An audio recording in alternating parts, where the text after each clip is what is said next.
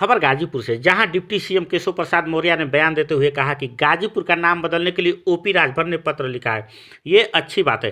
गाजीपुर में मीडिया के सवालों का जवाब देते हुए डिप्टी सीएम केशव प्रसाद मौर्य ने कहा कि भ्रष्टाचार पर हो रही चोट कांग्रेस सपा को ज़्यादा लग रही है। उन्होंने कहा कि राहुल गांधी, अखिलेश यादव को जनता की अदालत ने नकार दिया है। उन्होंने कहा कि स्नातक शिक्षक चुनाव में बीजेपी 5 से 4 सीटें जीती है। ऐसे में अब सपा उस सदन में विपक्ष के नेता का पद भी हासिल नहीं कर सकती। केशव मौर्य ने कहा कि सपा उसका साथ गुंडों, अपराधी, माफियों के विकास पर काम करती है। उन्होंने कहा कि अखिलेश का संदेश है सारे गुंडे, अपराधी, माफिया एक हो जाओ, जबकि हमारा संदेश है गुंडई करोगे तो जेल के ताले खुले हैं। समाजवादी पार्टी अब समाप्तवादी पार्टी बनने जा रही है। डिप्टी सीएम केशव मौर्य ने आज गाजीपुर का दौरा किया, जहां दिवंगत बीजेपी नेता प्रभुनाथ चौहान के घर पहुंचकर उन्होंने शोक संवेदना व्यक्त की। केशव मौर्य ने बीजेपी जिला कार्यालय में कार्यकर्ताओं के साथ संवाद किया। डिप्टी सीएम ने राइफल क्लब में अफसरों के साथ समीक्षा बैठक की, जिसके बाद वो लखनऊ के लिए रवाना हो गए। पहले लखनऊ का नाम बदलने की बात कही गई थी और अब गाजीपुर का नाम विश्वामित्र नगर करने के लिए ओम प्रकाश राजभर का पत्र जो है वायरल हो रहा है। नहीं, अच्छा है। ओम प्रकाश राजभर जी अगर कोई पत्र दिए, अभी मुझे नहीं मिला, अगर मिलेगा तो हमारी सरकार का लक्ष्य है कि जो योजनाएं जिसके लिए बनी है उस तक बिना भ्रष्टाचार के पहुंचे। सपा बसपा कांग्रेस का इतिहास रहा है। देश की संसद में खड़े होकर के कांग्रेस के प्रधानमंत्री रहे श्री राजीव गांधी जी बड़े गर्व से कहते थे कि हम दिल्ली से 1 रुपए भेजते हैं, जिसके लिए भेजते हैं उसके पास 15 पैसा पहुंचता है। और हम पूरे सम्मान के साथ कहते हैं जिन गरीबों के आशीर्वाद से देश और प्रदेश में हमारी सरकार बनी है, किसी भी योजना के माध्यम से अब तक लगभग 23 लाख करोड़ रुपए लोगों के लिए खाते में भेजा जा चुका है। अगर कांग्रेस और सपा बसपा जैसी सरकारें होती तो 3 लाख करोड़ तो लाभार्थियों को मिलता और 20 लाख करोड़ इन पार्टियों के दलालों को मिलता। लेकिन हमारी सरकार में पूरा का पूरा पैसा जो जिसके लाभार्थी उन तक पहुंचाने का काम हो रहा है। इससे भ्रष्टाचार के ऊपर चोट हो रही है तो उसकी चोट सबसे ज्यादा कांग्रेस को और समाजवादी पार्टी को लग रही है।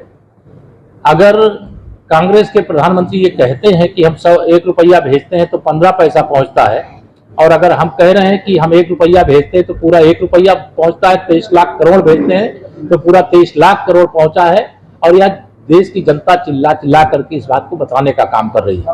और श्री राहुल गांधी जी और श्री अखिलेश यादव जी 2017 में भी और 2019 में भी सब मिल करके चुनाव लड़ लिए हैं।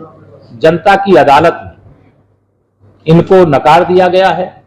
2022 में अहंकार से भर करके 400 सीट जीतने का दावा कर रहे थे, लेकिन जनता ने इनको विपक्ष के लायक समझा और विपक्ष में बैठाने का काम किया। और अभी स्नातक और शिक्षक एमएलसी के 5 सीटों के चुनाव हुए। 5 सीटों में से 4 भारतीय जनता पार्टी जीती और 1 निर्दलीय जीते। समाजवादी पार्टी आज उच्च सदन में विपक्ष के नेता का पद हासिल नहीं कर सकी, और जिस आचरण में चल रही है, जिस प्रकार का जहर फैलाने की कोशिश कर रही है, जिस प्रकार से समाज को बांटने का काम कर रही है, जिस प्रकार से कुछ का साथ गुंडों का विकास, अपराधियों का विकास, दंगाइयों का विकास करने का काम कर रही है, समाजवादी पार्टी की जो स्थिति उच्च सदन में है, विधान परिषद में है, आने वाले समय में उससे भी खराब स्थिति विधानसभा में हो जाएगी। उससे एक दिन पहले आप आए, वो कल पूर्वांचल को संदेश देंगे, उससे पहले आप कुछ कहना चाहेंगे? देखिए, उनका संदेश है कि सारे गुंडे एक हो जाओ, सारे अपराधी एक हो जाओ, सारे माफिया एक हो जाओ, और हमारा संदेश एक है, गुंडई करोगे तो जेल के ताले खुले हुए हैं और उनकी जगह जेल में है। वो अपराधियों, गुंडों, माफियाओं के भरोसे हैं, हम जनता के भरोसे हैं। स्वामी प्रसाद मौर्य ने प्रधानमंत्री को भी पत्र लिखा है रामायण में चौपाइयों को हटाने के लिए, इसको किस नजरिए से देखते हैं? देखिए, आप इस बात को समझ लीजिए कि स्वामी प्रसाद जी की कोई हैसियत नहीं कि कोई भी बयान दें या कोई पत्र लिखें। ये सब कुछ अगर कोई कर रहा है तो श्री अखिलेश यादव जी और सैफई परिवार कर रहा है। वो समाज की जो एकता है, समाज की जो ताकत है, उस ताकत से घबरा गए। ये लोग नहीं चाहते हैं कि गरीब को पक्का घर मिले, गरीब के घर में भी शौचालय हो, गरीब के घर में भी पीने का शुद्ध पानी मिल जाए, गरीब बीमार हो तो उसको दवा मिल जाए, अगर भूखा है तो उसको प्रधानमंत्री गरीब कल्याण अन्न योजना से राशन मिल जाए। उसको भी इनके शासन में 3 घंटे बिजली में आप लोग भी जीते थे, लेकिन आज आपको 18 घंटे, 16 घंटे, 24 घंटे बिजली का जो अवसर प्राप्त करने का अवसर मिल रहा है, ये सुशासन का ही परिणाम है।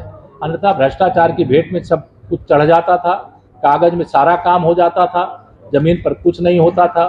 समाजवादी पार्टी की सरकार का मतलब है डीएम और कप्तान हो, चाहे एसडीएम और सीओ हो, चाहे थानेदार और बीडीओ हो, सबको इनके गुंडे निर्देशित करते थे। आज गुंडे भागे भागे फिर रहे हैं। ये हमारी सरकार की उपलब्धि है। समाजवादी पार्टी की सरकार के समय का डेटा मैं किसी दिन दे दूंगा, किसी दिन सदन में भेंट होगी।